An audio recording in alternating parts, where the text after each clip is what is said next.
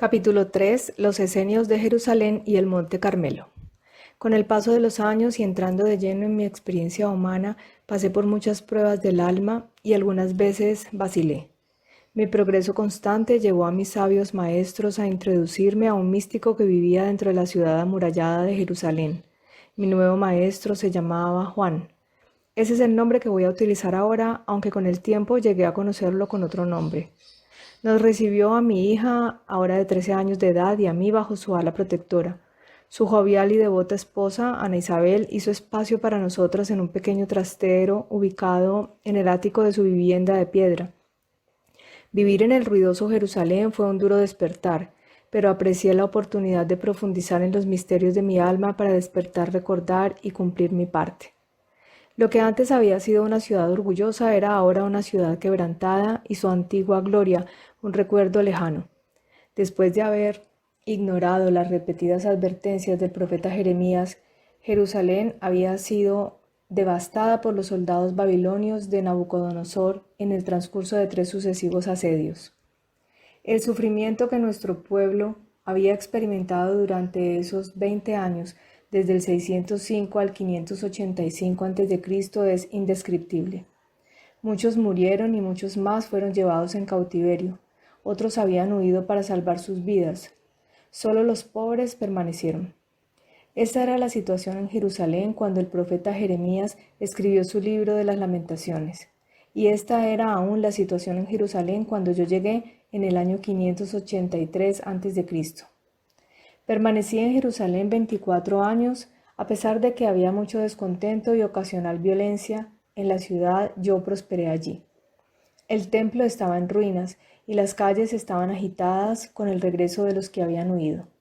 Sin embargo, aprendí a permanecer en calma y centrada en mi ser, sin importar lo que mis sentidos percibieran que estaba ocurriendo en el exterior. Juan era albañil de profesión y también escriba y lector de la biblioteca del templo.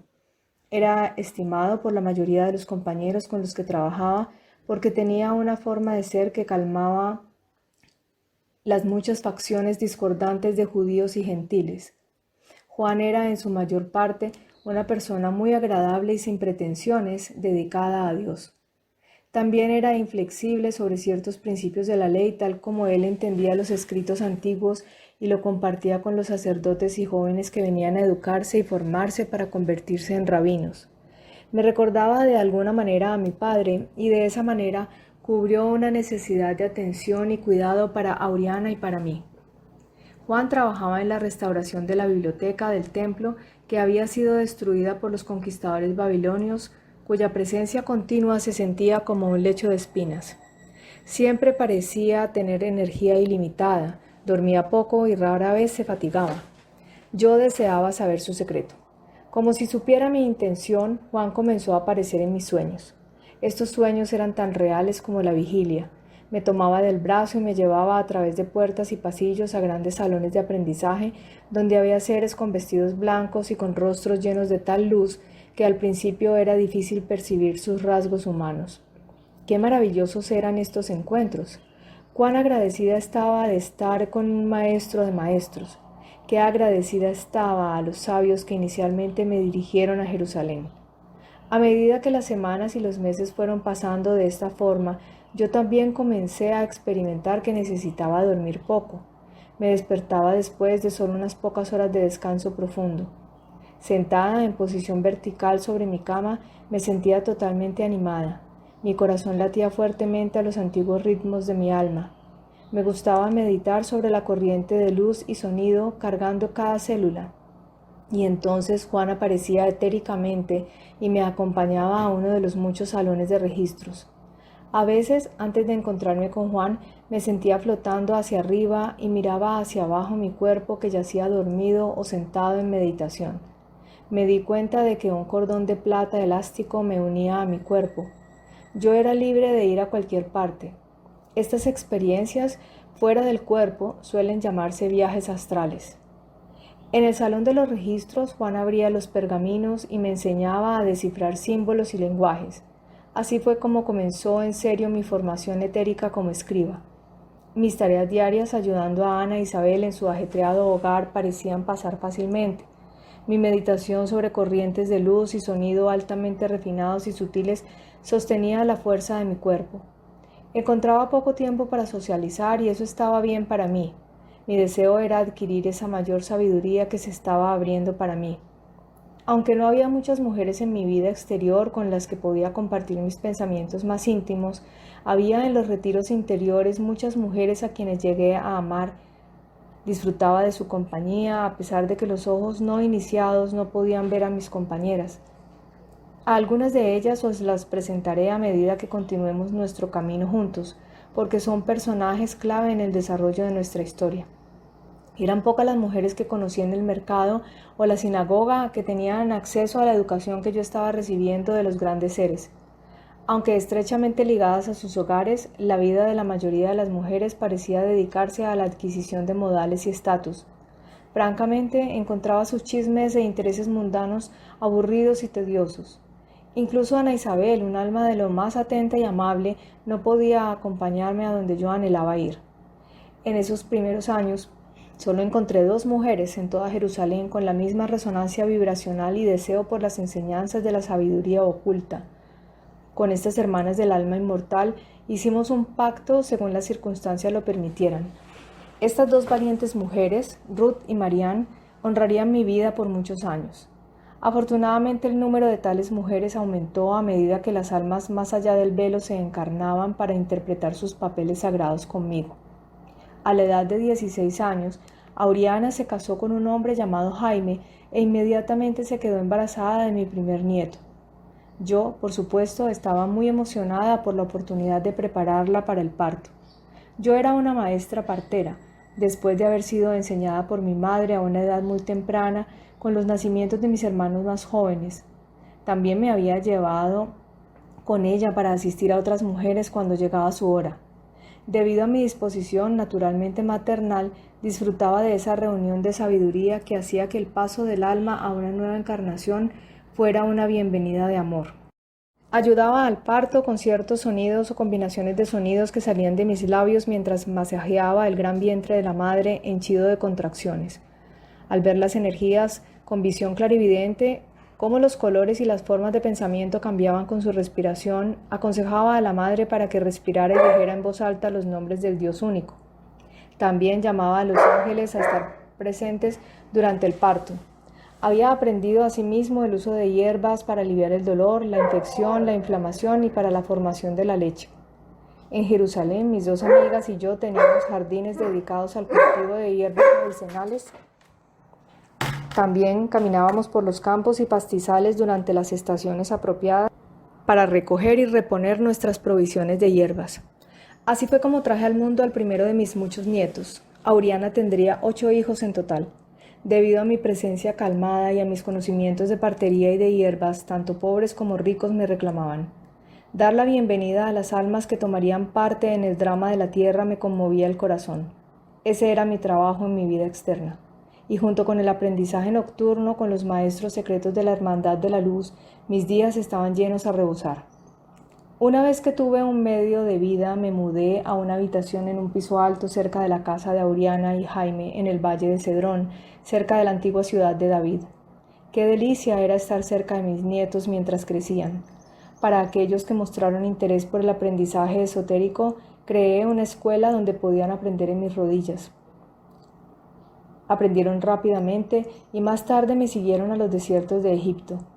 Aquellos cuyo interés radicaba en otros ámbitos de la vida venían y se reunían a mi alrededor para entretenerse y obtener un poco de preparación para las muchas lecciones de la vida.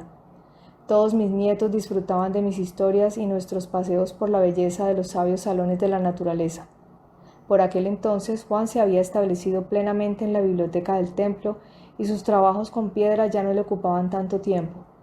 Cuando era posible me llevaba a habitaciones escondidas donde él y un grupo de maestros constructores que pertenecían a una orden secreta tenían acceso a pasos subterráneos que conducían a las antiguas catacumbas y archivos. No pude entrar muy a menudo a las bóvedas en el plano físico, pero sí lo suficiente como para saber que haría lo que fuera necesario para aprender a leer los textos antiguos y compartir el conocimiento oculto.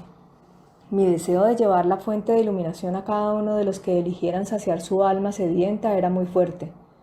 Muchos años antes de conocerlo, Juan se había unido a una rama del judaísmo llamada los esenios. Estos eran los más ilustrados e incorruptos de los hebreos judaicos y sus orígenes se remontaban hasta las antiguas escuelas de misterio de Moisés y Akenatón, y aún anteriores.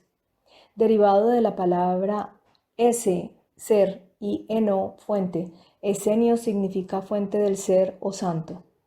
Entre nosotros nos llamábamos hijo o hija del sol. Éramos también conocidos como los que guardaban el camino de la curación. Cada sábado y día de fiesta los miembros de la hermandad esenia venían a casa de Juan para orar, leer y hablar de los asuntos del espíritu. Ana Isabel amablemente se ocupaba de alimentarnos y luego se retiraba para zurcir, bordar o mecer a un niño. Ella prestaba atención cuando había un tema de su interés, de lo contrario sentía que su lugar era proporcionar orden y serenidad a su hogar. Nuestras reuniones eran ricas y completas, proporcionándome una familia en el mundo exterior con la misma luminiscencia que yo había visto en los planos internos. Mis dos amigas, Marianne y Ruth, también se convirtieron en fieles discípulas de esta comunidad. Así comenzó mi camino con los fieles o elegidos, como algunos se llamaban a sí mismos dentro de la hermandad esenia. Continué en compañía de los esenios el resto de mis largos días. Jaime, el marido de Auriana, era uno de estos hermanos que procedía del Monte Carmelo. Las historias que contaban sobre el Carmelo aceleraron mi espíritu y sentí la llamada de ir al monte donde Samuel y Elías habían enseñado para establecerme allí como una iniciada consumada de los misterios antiguos de los esenios. Así fue como junto con Auriana, Jaime y 5 de mis 8 nietos dejamos Jerusalén en el año 559 a.C. para comenzar una nueva vida. Más tarde, Marianne y Ruth también se unieron a la comunidad del Monte Carmelo. Mi alma estaba en paz y veía el futuro con alegría. Así como tú has oído la llamada de tu alma y nos hemos reunido para esta aventura de conócete a ti mismo más profundamente como un Cristo viviente, así yo también respondí a la llamada de mi corazón para entrar a la escuela de misterios del Monte Carmelo. El Carmelo, como llamábamos a nuestro monasterio, es una de las escuelas de misterio más antiguas que han sobrevivido al nacimiento de numerosas civilizaciones. Ha conservado el linaje que contiene los códigos del grial de la ascensión y de la encarnación a través de la cual la Divina Madre da a luz a la conciencia crística durante los ciclos cósmico, solar y planetario. Ahora voy a compartir contigo, amigo mío, mis recuerdos del Monte Carmelo junto al mar. Con gozosa gratitud, caminaba por las bellas colinas del Carmelo recogiendo los dulces lirios del campo y una variedad de hierbas con las que preparaba medicamentos para la comunidad monástica que seguía la forma del maestro de lo correcto. Nos esforzábamos con gran disciplina y dedicación en expresar el poder del Dios dentro de nosotros a través del uso legítimo de la energía, aplicando la palabra de Dios con franqueza y compasión y por tanto trayendo una obra de paz a una tierra devastada por la guerra. Viví 39 años en el Carmelo antes de ir a Egipto para realizar iniciaciones avanzadas y formación especializada. Durante ese tiempo tomé mis iniciaciones de prueba bajo la tutela de Salomón y Eloísa, una pareja dedicada completamente al Creador. Ellos me enseñaron a mantener la calma cuando mi corazón se aceleraba de miedo por mi gente cada vez que las tropas de soldados llegaban al monte. Ellos me inculcaron perdón y compasión cuando los recuerdos brutales de mi juventud desgarraban mi mente. Abrieron mi libro de la vida y me ayudaron a recordar la ley del uno, el único Dios, yo soy. Entrenaron mi mente, cuerpo y alma a estar alineados con el mayor bien de nuestra comunidad. Así fue como, con gran amor, viví y aprendí en mi amado Carmelo. En ese momento había relativamente pocas parejas en comparación con los individuos que optaban por ser célibes. Yo era una de las hermanas que decidieron mantener la fuerza de la vida dentro de mis entrañas y elevarla a través del fuego de mi alma hacia la plenitud de mi ser superior. Ya fuéramos casados o solteros, santificábamos nuestra energía sexual y veíamos esa gran fuerza con admiración y reverencia. Estudiábamos las fuerzas de la naturaleza y las llamábamos los agentes a través de los que podíamos conocer a Dios como Padre y Madre y a la vez como Espíritu y materia.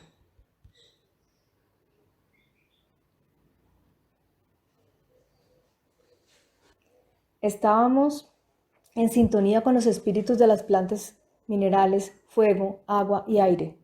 A estos los llamábamos ángeles y cada día y cada noche orábamos pidiéndoles gracia. Las estaciones cíclicas eran honoradas al igual que la Madre Tierra y el Padre Cielo a través de canciones, bailes y fiestas. Venerábamos la ley de la vida y participábamos de las leyes que reponían y mantenían nuestra expresión física del espíritu. A través de mucho entrenamiento en la alquimia de la transmutación, transformábamos nuestra naturaleza animal. Elevábamos nuestros sentidos para percibir más allá de los velos físicos de la lujuria, la ira y las necesidades dualistas. Participábamos en rituales de limpieza de nuestras mentes y cuerpos interiores y exteriores. Teníamos mucho conocimiento sobre hierbas, simples alimentos crudos y prácticas de horticultura que nos mantenían a lo largo de las estaciones. Cuando no estaba ocupada en la transcripción de registros en la biblioteca, asistiendo a los enfermos en la enfermería o atendiendo algún parto, me gustaba ir a las colinas a recoger hierbas y semillas que luego plantaba en nuestros jardines comunitarios. Cada persona que vivía en nuestro complejo trabajaba en beneficio de todos, de acuerdo a su propia disposición y talento. A menudo, para mi deleite, un grupo de jóvenes se reunía a mi alrededor para escuchar las historias de los profetas y la historia y folclore de nuestro pueblo. Entre estos niños estaban mis nietos y bisnietos. Estos momentos preciosos los atesoraba y guardaba en mi corazón. Cómo me encantaba el Carmelo y la vida que creábamos allí. A medida que crecíamos en sabiduría y avanzábamos a través de los grados de iniciaciones de nuestra escuela de misterio, nos enseñaban otros rituales y ceremonias. Cuando estuvimos lo suficientemente preparados, estas prácticas facilitaron la activación de las habilidades psíquicas y el rejuvenecimiento de nuestros cuerpos. Si explicara estos rituales ahora, lo más probable es que fueran mal interpretados. Por lo tanto, prepararé el camino de modo que puedas recibirlos a su debido tiempo según tú lo permitas. Los procesos de rejuvenecimiento son prácticas muy antiguas y yo descubrí los secretos interiores para mantener mi cuerpo en el Carmelo. Desarrollé las habilidades y discipliné mi mente para recrear mi cuerpo cada mes. Aunque mis primeros 60 años reflejaban el envejecimiento típico de mente y cuerpo, una vez que empecé a regenerarme a mí misma, me veía y me sentía como una mujer de 35 años. Sin embargo, hubo momentos en los siglos siguientes en los que mi aspecto varió de acuerdo a los requerimientos de las situaciones en las que me encontré. Así como Salomón y Eloísa me enseñaron el camino del Maestro de Justicia, el uso correcto de la energía, yo también lo comparto contigo para que puedas llevar a cabo tu propósito en la tierra. Hay sin duda una variedad de propósitos, sin embargo, la gran obra del alma es el propósito que todos estamos destinados a cumplir cuando estemos preparados. Por lo tanto, vamos a abrir las puertas que conducen a la unidad que conoce la verdad más allá de las sombras. Cuando hayas llegado al entendimiento de que todos los caminos convergen en el corazón de la unidad, se cumplirá el propósito de este libro. Así que ahora te dejo para que contemples los sentimientos en tu corazón. ¿Es la gran obra del alma aquello por lo que has venido? Si es así, nuestra historia se desplegará de acuerdo con el decreto divino, de tal manera que puedas recibir las energías de transmutación y ascensión. Serás dirigido desde dentro, porque haré que recibas de acuerdo a tu capacidad de conocer a Dios, Madre, Padre, como tu fuente infinita de abastecimiento. Tú creas tu viaje, y tus elecciones son divinas, cada una de ellas. Estoy aquí para sostenerte durante tu paso por el nacimiento, así como sostengo a toda la vida. Yo represento a la Madre de las Madres. De alguna manera, tú siempre serás mi hijo, pero en esta época de autoempoderamiento, te llamo mi querido amigo. Juntos nos vamos a fusionar en el final del tiempo. ¿Estás listo para recordar quién eres realmente y terminar por fin con el drama que te ha mantenido separado de tu verdadero yo? Si es así, sigue leyendo. Estate preparado para el cambio de tu vieja identidad por una mucho más vasta. Y para aquellos de vosotros que habéis andado mucho tiempo por el camino del uno, doy la bienvenida a tu rostro y te ofrezco el mío como tu espejo. Todos los que perseveran a través de mis palabras y frases enigmáticas recibirán como regalo mayor refulgencia. Ahora hemos completado el primer círculo desde donde comenzamos la historia de Ana del Monte Carmelo. Sin embargo, otros círculos nos esperan en la historia de mi vida hasta que todo se consolide y se lleve a la completitud. Lo que sigue es la historia de mi estancia en Egipto, donde me convertí en una gran sacerdotisa de Isis y Hathor, lo que me preparó para mi trabajo en las órdenes de los esenios y las Magdalenas en el Monte Carmelo.